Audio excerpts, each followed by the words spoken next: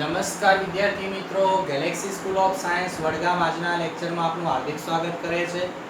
આજે આપણે chapter number 6 એનું લાસ્ટ લેક્ચર છે. આજે આપણું ચેપ્ટર અહીં પૂરું થઈ જાય છે. તો આજનો આપણો જે ટોપિક છે જોન શુદ્ધિકરણ.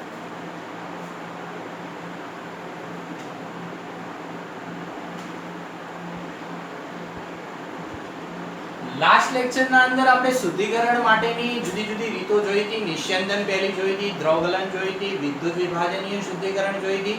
હવે આ ચોથા નંબરની પદ્ધતિ છે જોન શુદ્ધિકરણ. હવે આ જોન શુદ્ધિકરણ પદ્ધતિના અંદર જો જોવા જઈએ તો આ પ્રકારે એની આકૃતિ છે.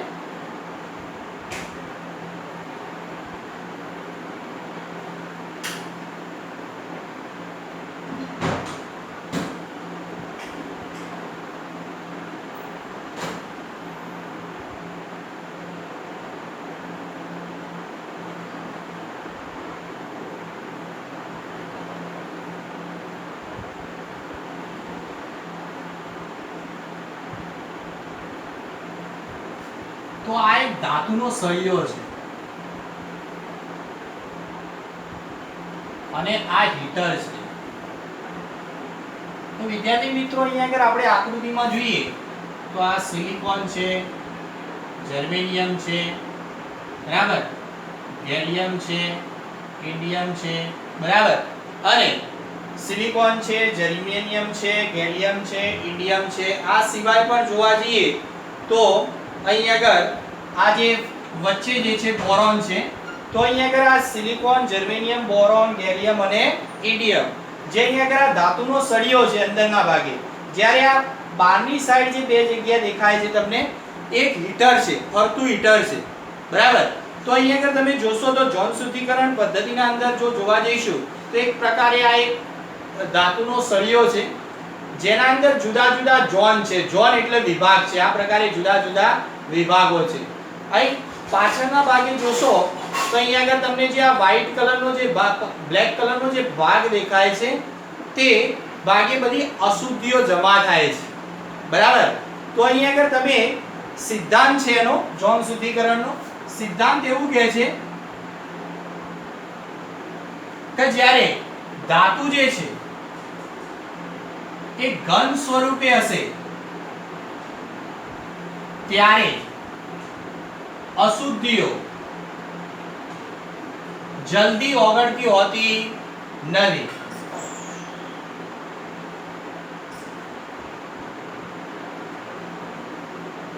પરંતુ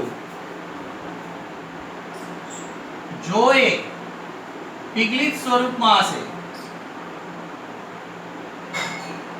તો અશુદ્ધિઓ ઝડપથી દ્રાવ્ય થઈ જાય છે, મતલબ ઓગળી જાય છે. તો વિદ્યાર્થી મિત્રો, જે આ ધાતુનો જે સળિયો જે છે એ જો ઘન સ્વરૂપને બદલે જો પીગલિત સ્વરૂપમાં હશે તો એમાંથી જે ધાતુ અથવા જે તત્વ છે એમાંથી ઉદ્ભવતી જે અશુદ્ધિઓ છે એ ઘન સ્વરૂપને બદલે એ જો પીગલિત સ્વરૂપમાં હશે તો ઝડપથી અશુદ્ધિઓ એમાં દ્રાવ્ય થઈ જતી હોય છે. આપણે એક આકૃતિથી આ સમજીએ. આકૃતિના આધારે અથવા તો આ માર્કર પેન છે એના અંદર આ જુદા જુદા ઝોન છે. હવે આ ઉપરની તરફ તમને આકૃતિમાં દેખાય છે બે સાઈડ એક હીટર છે ફરતું. એ હીટર આ ઝોનમાં ધીમે ધીમે આપણે આમાં ફેરવતા જઈએ છીએ આગળ આગળ. એમાં દરેકે દરેક જે ઝોન છે, દરેકે દરેક જે વિભાગ છે એ વિભાગના અંદર જોવા જઈએ તો શરૂઆતમાં મોબાઈલ હીટર પહેલા ઝોનમાં એટલે પહેલા વિભાગમાં આમ ગોળ ફેરવીએ છીએ એટલે અહીંયા આગળ પીગલિત સ્વરૂપમાં આવી જાય છે આ વિભાગ ઝોન. પછી અશુદ્ધિઓ આગળ આગળ એક પીગલિત વિભાગના અંદર એ અશુદ્ધિઓ આગળ આગળ તરફ જતી જાય છે ધીમે ધીમે ધીમે ધીમે ધીમે ધીમે આ ઝોન તરફ છેલ્લે આવીએ છીએ ત્યારે અશુદ્ધિઓ સમગ્ર આ પીગલિત ઝોનમાં આવે છે. અને આ પાછળનો જે ભાગ છે, આ જે ભાગ છે એ ધીમે ધીમે જેમ આગળ જાય છે પીગલિત સ્વરૂપ એમ આ ભાગ ઘન થતો જાય છે, બરાબર. છેલ્લે જ્યારે આ ઝોનમાં આ વિભાગમાં આવે છે ત્યારે સંપૂર્ણ બધી અશુદ્ધિઓ પીગલિત સ્વરૂપ સાથે ત્યાં આગળ આગળ વધતી જાય છે અને છેલ્લે આ બધી અશુદ્ધિઓ જમા થાય છે ત્યારે આપણે આ ભાગને તોડી દઈએ છીએ. એના સાથે થોડીક ધાતુ પણ અશુદ્ધિ સાથે દૂર થતી હોય છે. તો આ પ્રકારે જ્યારે જે ધાતુ લઈએ છે, ધાતુનો સળિયો એ ઘન સ્વરૂપને બદલે જો એ પીગળિત સ્વરૂપમાં હોય તો અશુદ્ધિઓ ઝડપથી એના અંદર દ્રાવ્ય થઈ જતી હોય છે. બીજી વાત કરી છે કે આ જે સિલિકોન, જર્મેનિયમ, બોરોન, ગેલિયમ અને ઇન્ડિયમ એ અર્ધવાહકો બનાવવામાં ઉપયોગી છે અને તેમાંથી શુદ્ધ ધાતુ મળે છે. તો વિદ્યાર્થી મિત્રો, જૌન શુદ્ધિકરણ પદ્ધતિ બીજું કઈ નથી પણ જો ધાતુના જે સળિયો છે એના બદલે જો પીગળિત સ્વરૂપમાં એને લઈ લઈએ તો એમાં અશુદ્ધિઓ દ્રાવ્ય થઈ જાય છે અને એકાંતરે બધી અશુદ્ધિઓ પણ નીકળી જાય છે. અને આ સિવાય પણ એ અર્ધવાહકો જેમ કે silicon, germanium, boron, gallium, indium એ અર્ધવાહકો બનાવવા માટે પણ ઉપયોગી છે અને એમાંથી આપણને શુદ્ધ ધાતુ પણ પ્રાપ્ત થતી હોય છે. તો એક આ ચોથી પદ્ધતિ આપણે ભણ્યા વિદ્યાર્થી મિત્રો. હવે પાંચમી પદ્ધતિ ભણીશું.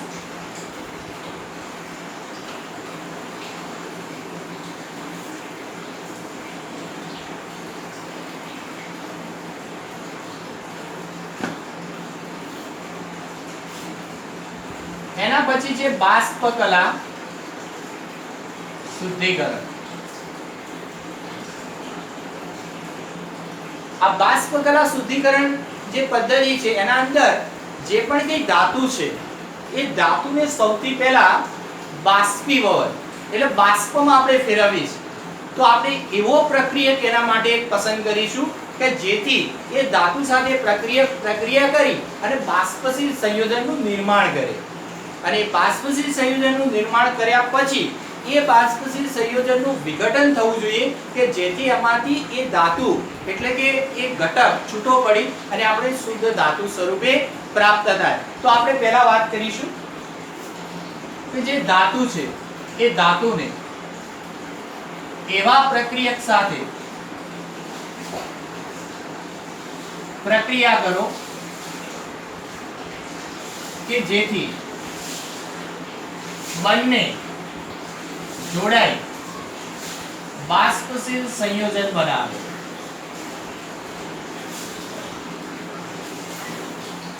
ત્યારબાદ આ બાષ્પશીલ સંયોજન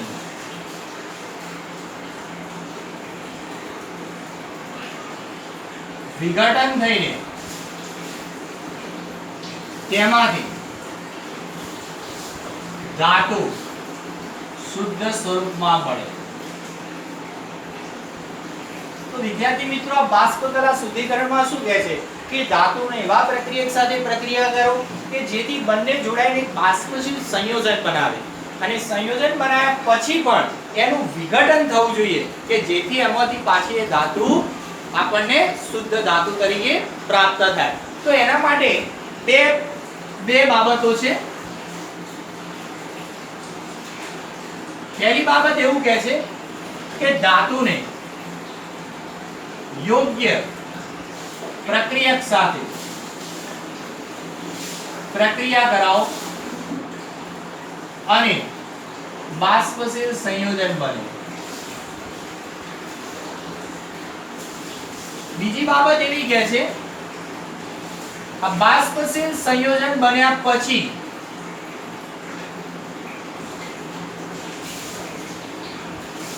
તેનું વિઘટન થઈ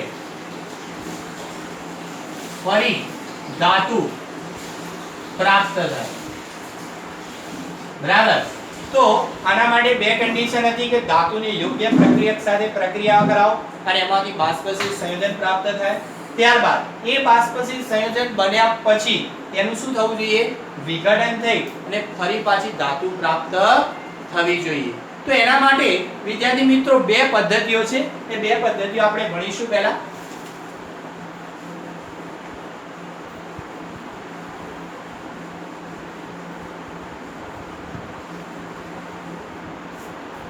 તો બે પદ્ધતિઓ આ પ્રકારે છે. પહેલી પદ્ધતિ છે મોન્ડ પ્રક્રમ. હવે આ મોન્ડ પ્રક્રમની અંદર જે નિકલ છે ધાતુ તરીકે નિકલ છે અને એની કાર્બન મોનોક્સાઇડ સાથે આપણે પ્રક્રિયા કરીએ છીએ તો આ પ્રકારે પ્રક્રિયા થશે. Ni નિકલ એની કાર્બન મોનોક્સાઇડ સાથે પ્રક્રિયા થાય છે 330 થી 350 કેલ્વિન તાપમાને, બરાબર.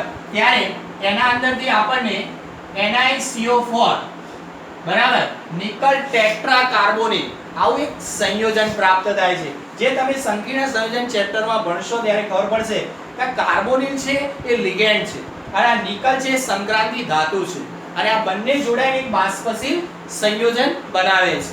હવે આ જે બાષ્પશીલ સંયોજન બને છે એનું 450 થી 470 કેલ્વિન તાપમાને એની પ્રક્રિયા થાય છે અને એમાંથી આપણને ફરી પાછું આનું આ નિકલ પ્રાપ્ત થઈ જાય છે અને કાર્બન મોનોક્સાઇડ પાછો મુક્ત થઈ જાય છે. તો આ પ્રકારે નિકલના અંદરથી આપણને એનું બાષ્પશીલ સંયોજન પ્રાપ્ત થાય છે અને એના પછી એમાંથી આપણને નિકલ ધાતુ મુક્ત થઈ જાય છે, એટલે કે શુદ્ધ ધાતુ તરીકે આપણને પ્રાપ્ત થાય છે. એના પછી બીજી પદ્ધતિ છે વિદ્યાર્થી મિત્રો વાન આર્કેલ પદ્ધતિ. આ વાન આર્કેલ પદ્ધતિ પણ આના જેવી જ છે. જેમ આમાં નિકલની વાત કરી એમ આમાં ઝર્કોનિયમ અને ટિટેનિયમની વાત કરવાની છે. ઝર્કોનિયમ અથવા ટિટેનિયમ, બરાબર. તો ઝર્કોનિયમ અને જે ટિટેનિયમ જે તત્વ છે એની આયોડાઇડ સાથે પ્રક્રિયા થાય છે. તો આ પ્રકારે આપણે ઝર્કોનિયમની પ્રક્રિયા કરીશું આયોડાઇડ સાથે, બરાબર. તો એની આયોડાઇડ સાથે પ્રક્રિયા કરો છો એટલે ઝર્કોનિયમ ટેટ્રા આયોડાઇડ ઝર્કોનિયમ આપણને પ્રાપ્ત થાય છે અને એનું 1800 કેલ્વિન તાપમાને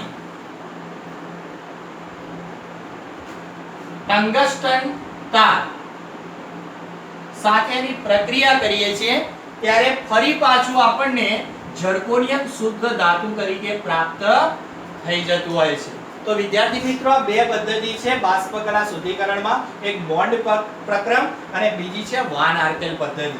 આવી રીતે ટિટેનિયમનું પણ આપણે આ બાષ્પશીલ સંયોજન બનાવીને એમાંથી આપણે આ ટંગસ્ટનના તાર સાથે આટલા 1800 કેલ્વિન તાપમાને પ્રક્રિયા કરીએ તો આવી રીતે ટિટેનિયમ પણ પ્રાપ્ત થઈ શકતું હોય છે. તો આ એક પાંચમી પદ્ધતિ થઈ વિદ્યાર્થી મિત્રો. હવે એના પછી છઠ્ઠા નંબરની આપણે પ્રક્રિયા જોઈશું, છેલ્લી.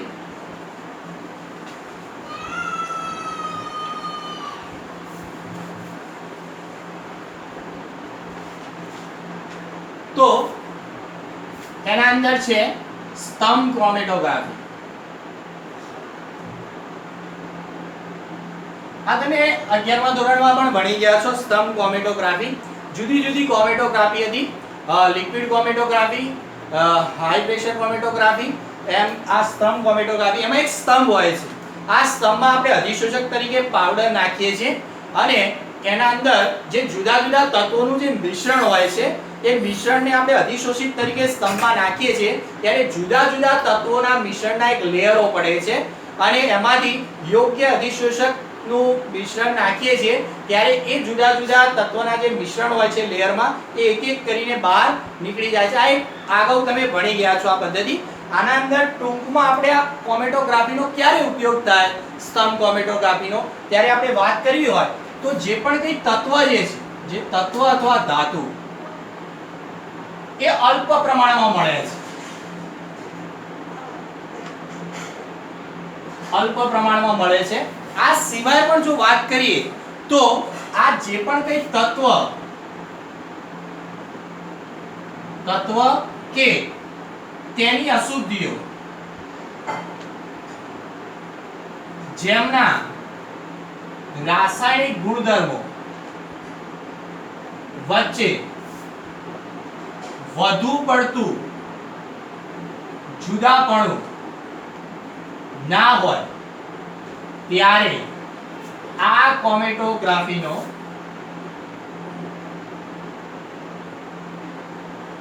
ઉપયોગ થાય છે. તો વિદ્યાર્થી મિત્રો આપણે સ્તંભ ક્રોમેટોગ્રાફીનો ઉપયોગ ક્યારે થાય છે? જ્યારે પૃથ્વીના પેટાળમાંથી આ જે તત્વ મળે છે એ તત્વ અલ્પ માત્રામાં મળે છે. આ જે તત્વ છે એની જે પણ કઈ અશુદ્ધિઓ છે એ બંનેના જે રાસાયણિક ગુણધર્મો છે તત્વ અને અશુદ્ધિઓના એ બંને વચ્ચેના રાસાયણિક ગુણધર્મો વચ્ચે વધુ પડતું જુદાપણું ન હોય ત્યારે આ સ્તંભ ક્રોમેટોગ્રાફીનો ઉપયોગ થઈ શકતો હોય છે. તો આ શુદ્ધિકરણની ટોટલ બીજી 3 રીતો પણ આપણે આજે ભણી ગયા. હવે આપણે જે પણ કઈ ધાતુઓ વિશે ભણ્યા છીએ, એલ્યુમિનિયમ છે, કોપર છે, ઝિંક છે અને આયર્ન છે, એના આપણે ઉપયોગો વિશે ભણવાનું છે.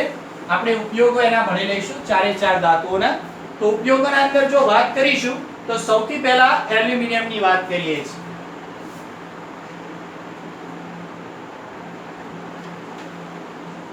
પહેલો લઈએ એલ્યુમિનિયમ.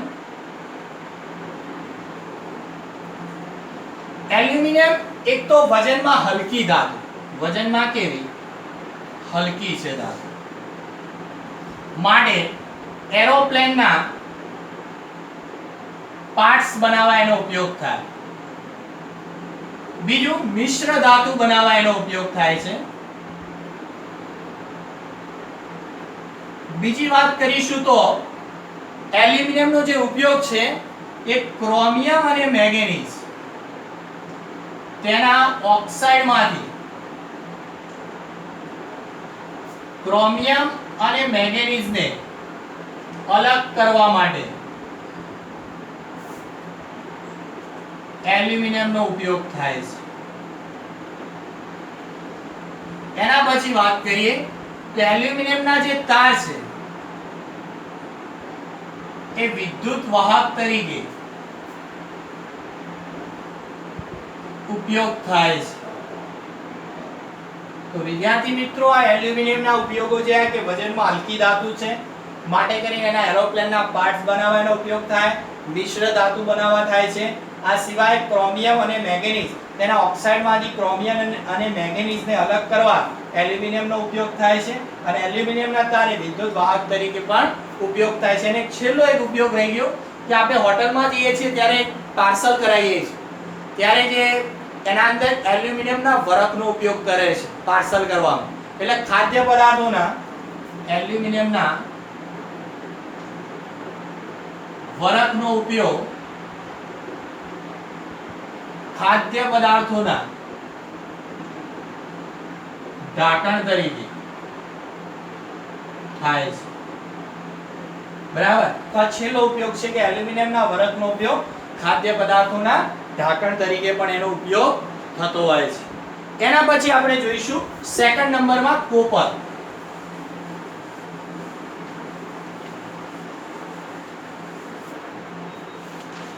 એના પછી કોપરની વાત કરીશું. કોપરનો ઉપયોગ જે છે એ આમ તો ફિઝિક્સની ભાષામાં કહેતા હોય છે કે ભાઈ વાહક તારમાં વિદ્યુતનું વહન, એટલે વાહક તાર બનાવવા થાય છે. પછી આમાંથી પણ મિશ્ર ધાતુ બને છે. એના સિવાય પાણી અને વરાળ ની જે પાઇપ જે છે વહન કરવા માટે, પાઇપ બનાવવા માટે. આ સિવાય જે મિશ્ર ધાતુ બને છે એ મિશ્ર ધાતુ કરતા કોપર જે છે એ ખૂબ જ નાજુક હોય છે. એટલે કે અહીંયા આગળ જોઈશું તો એમાંથી જે મિશ્ર ધાતુ જે બને છે એક તો પિત્તળ બને છે, બરાબર. એના પછી બ્રોન્ઝ અને ચલણી સિક્કા. જો આ મિશ્ર ધાતુના અંદર પિત્તળમાં જોઈએ તો કોપર અને ઝિંક હોય છે, બંનેનું મિશ્રણ હોય છે પિત્તળમાં. બ્રોન્ઝના અંદર જોઈએ તો કોપર અને ટીન હોય છે, બરાબર, Sn. અને ચલણી સિક્કાના અંદર જો જોવા જઈએ તો કોપર અને નિકલનું મિશ્રણ હોય છે, બરાબર. તો આ જે મિશ્ર ધાતુઓ જે બને છે કોપરમાંથી, પિત્તળ, બ્રોન્ઝ અને ચલણી સિક્કા, જેના અંદર કોપર અને ઝિંક હોય છે, પિત્તળના અંદર, બ્રોન્ઝના અંદર કોપર અને ટીન હોય છે, અને ચલણી સિક્કાની અંદર કોપર અને નિકલ હોય છે, બરાબર. તો આ કોપરની વાત કરી. હવે પછી આપણે ઝિંકની વાત કરીશું.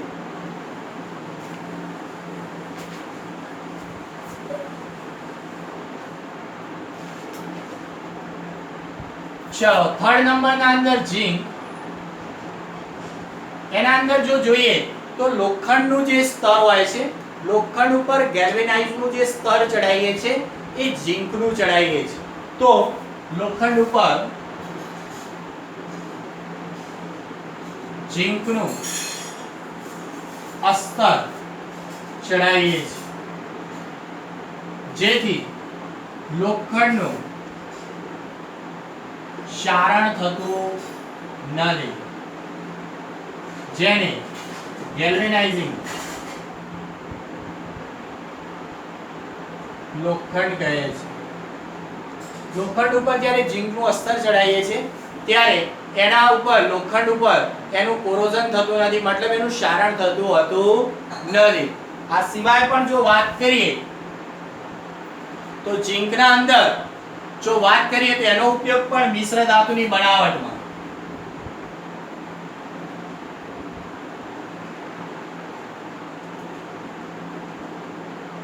એમાં જો વાત કરીએ તો પિત્તળના અંદર આપણે બે વાત કરી, એક કોપર અને ઝીંક હોય છે, જેમાં કોપર એ 60% હોય છે, ઝીંક એ 40% એનું પ્રમાણ હોય છે. બીજી મિશ્ર ધાતુ છે જર્મન સિલ્વર. આ જર્મન અને સિલ્વર અંદર નહીં હોતી, પણ બે પ્રકારની ધાતુ એના અંદર ઇન્ક્લુડ થતી હોય છે. એક જો વાત કરીએ તો કોપર છે, જેનું પ્રમાણ 25 થી 30% હોય છે, જ્યારે નિકલ જેનું પ્રમાણ 45 થી 50% જેટલું એનું પ્રમાણ રહેલું હોય છે. તો આ પ્રમાણે આમાં 40 થી 50% હોય છે નિકલનું પ્રમાણ, બરાબર. આમાં કોપરનું 25 થી 30% એનું પ્રમાણ રહેલું હોય છે. આ સિવાય પણ જે ઝીંકનો ઉપયોગ છે એ બેટરીના અંદર અસ્તર ચડાવવા ઉપયોગ થાય છે. બેટરી, બરાબર, બેટરીના અંદર જે સેલ હોય છે એમાં અસ્તર ચડાવવા પણ ઝીંકનો ઉપયોગ થાય છે. અને છેલ્લે વાત કરીએ ઝીંકનો જે ઉપયોગ છે એ રંગો, રંગકો અને રજ જેના અંદર રિડક્શન કરતા તરીકે ઝીંકનો ઉપયોગ થતો હોય છે. રંગો કે રંગકો કે રજના ઉપયોગના અંદર ઝીંકનો ઉપયોગ રિડક્શન કરતા તરીકે પણ એનો ઉપયોગ થતો હોય છે. તો આપણે આજે વાત કરીએ ઝીંકની વાત કરી. હવે લાસ્ટ નંબરનું આયન, એના આપણે ઉપયોગો જોઈ લઈએ.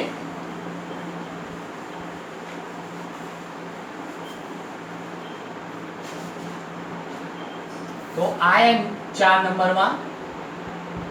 તો આયનમાં જો જોવા જઈએ તો ભળતર લોખંડ એ આયનનું સૌથી શુદ્ધ સ્વરૂપ છે. હવે ભળતર લોખંડનો ઉપયોગ જો જોઈએ તો સ્ટવમાં, રેલવેના પાટા, ગટરના પાઇપ, બરાબર, રમકડા આ બનાવવા એનો ઉપયોગ થાય છે. આ સિવાય પણ ઘડતર લોખંડ અને સ્ટીલના ઉત્પાદનમાં પણ તેનો ઉપયોગ થાય છે. હવે વાત કરીશું ઘડતર લોખંડ. ઘડતર લોખંડનો ઉપયોગ લંગર, બોલ્ટ, સાંકળો, બરાબર, આ સિવાય ખેતીવાડીના સાધનો તેનો ઉપયોગ થતો હોય છે. આ ઘડતર લોખંડના અંદર, ઘડતર લોખંડમાં અમુક ધાતુઓ ઉમેરીને સ્ટીલની મિશ્ર ધાતુઓ બનાવી શકાય છે. તો એના અંદર જો જોઈએ સ્ટીલના અંદર તો પહેલા નિકલ, જેનો ઉપયોગ, આ નિકલ સ્ટીલનો ઉપયોગ કેબલ, ઓટોમોબાઈલ, એરોપ્લેનના ભાગો અને લોલક માપવા માટેની પટ્ટી આ બનાવવા માટે નિકલ સ્ટીલનો ઉપયોગ થાય છે. એના પછી ક્રોમિયમ સ્ટીલનો ઉપયોગ કે દળવાના મશીનમાં અને સાધનો કાપવા અને છેલ્લે સ્ટેનલેસ સ્ટીલનો ઉપયોગ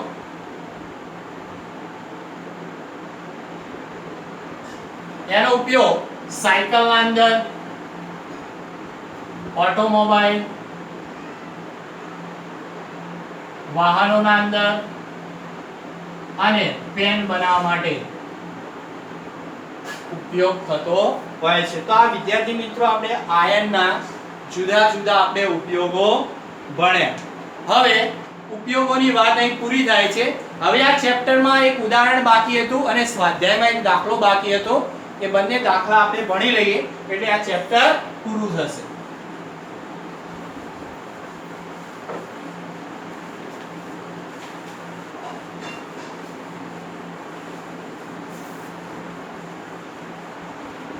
તે બંને દાખલા આપણે ભણી લઈશું. ઉદાહરણ નંબર 4 છે. ઉદાહરણ નંબર 4 ની આપણે રકમ વાંચીએ. એક જગ્યા પર નિમ્ન કક્ષાની કોપર અયસ્ક પ્રાપ્ત થાય, એટલે કે કોપરની કાચી ધાતુ પ્રાપ્ત થાય છે અને ઝિંક અને આયર્નનો ભંગાર પણ પ્રાપ્ય છે. આ બંને ભંગારમાંથી ઝિંક અને આયર્ન બંનેમાંથી કયો ભંગાર પ્રક્ષાલન કરેલી અયસ્ક એટલે કે કાચી ધાતુનું રિડક્શન કરવા માટે વધુ યોગ્ય છે? શા માટે? હવે જે કોપર જે કાચી ધાતુ છે, કોપર શું છે? કાચી ધાતુ. હવે આનું પ્રક્ષાલન કરવું હોય તો ઝિંક અથવા તો કોપર આ બંનેમાંથી કઈ ધાતુ આનું યોગ્ય રીતે પ્રક્ષાલન કરી અને રિડક્શન કરી શકે એના માટેની આ દાખલામાં વાત કરી છે. તો આયન જે છે, સોરી ઝિંક અને આયન છે. એમાં જે ઝિંક જે છે એ વધુ પ્રતિક્રિયાત્મક છે. ઝિંક કેવી છે? વધુ પ્રતિક્રિયાત્મક.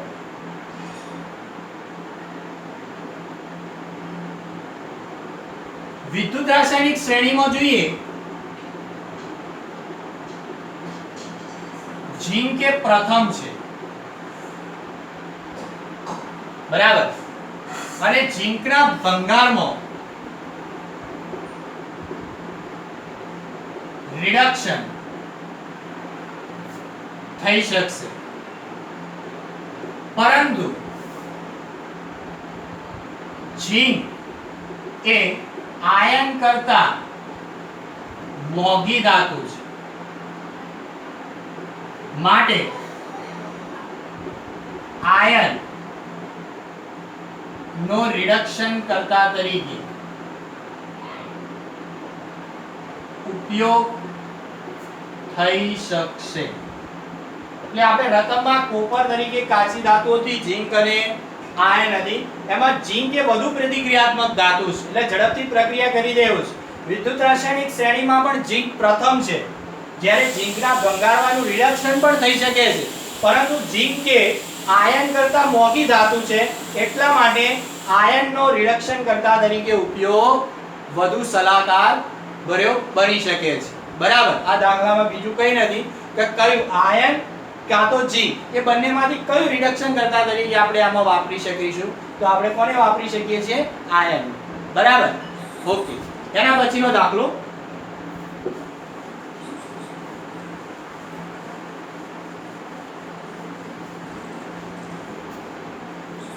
એના પછી તમારા સ્વાધ્યાયમાં 21 નંબરનો દાખલો છે.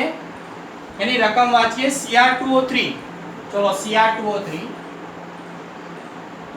એનું ડેલ્ટા Rg નું જે મૂલ્ય છે એ આપણને આપી દીધું છે -540 કિલોજૂલ મોલ ઇન્વર્સ.